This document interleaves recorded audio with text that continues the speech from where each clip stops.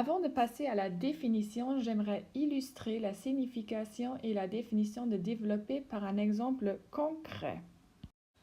En considérant le rectangle ABCD suivant, on constate vite qu'il existe plusieurs possibilités afin de déterminer son aire.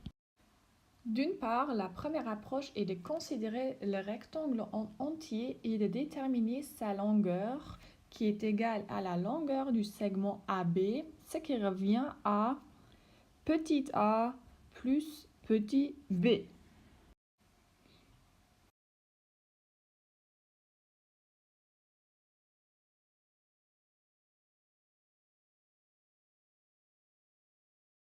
En total, l'aire du rectangle ABCD se laisse décrire par la formule A fois C plus A fois D plus B fois C plus B fois D.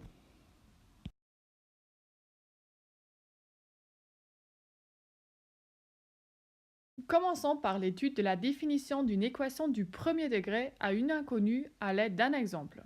Le premier élément indispensable pour qu'on puisse parler d'une équation est le signe d'égalité.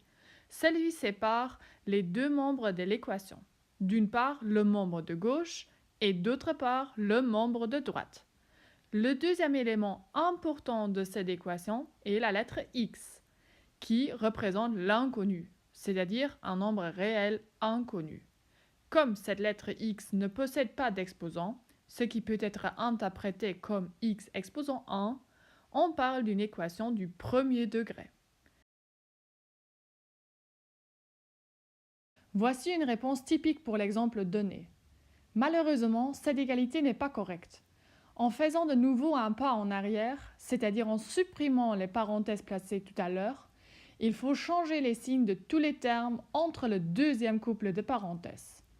À ce moment-là, on remarque que seul le signe du dernier terme ne correspond pas à celui de l'énoncé, ce qui implique que les expressions ne sont pas égales.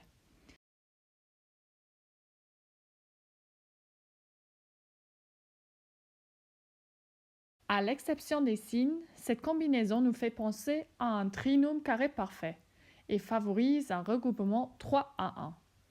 Heureusement, une grande partie des signes se changent lors de la mise entre parenthèses des termes regroupés, ce qui confirme la présence d'un trinôme carré parfait. L'application de la première identité remarquable, afin de factoriser cette expression entre parenthèses, ramène l'expression donnée à une différence de 2 carrés, qui se laisse de nouveau aisément factoriser à l'aide de la troisième identité remarquable.